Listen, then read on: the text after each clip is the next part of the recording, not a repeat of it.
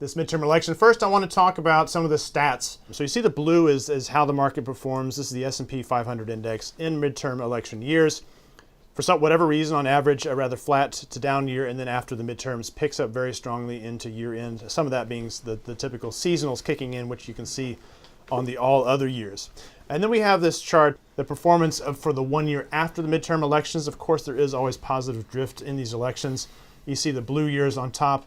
Some of the blue years on the top colored there for Democrat House changes, and red being Republican House changes. So we'll be looking for a Democratic House change. We also have, I have further down here, this one that shows the swings that you tend to see when the incumbent, how the incumbent tends to lose in these midterm elections. You know, the really prominent ones being 2010, the Tea Party year, when Obama saw that huge majority in the Democratic House just being completely smashed in favor of Republicans.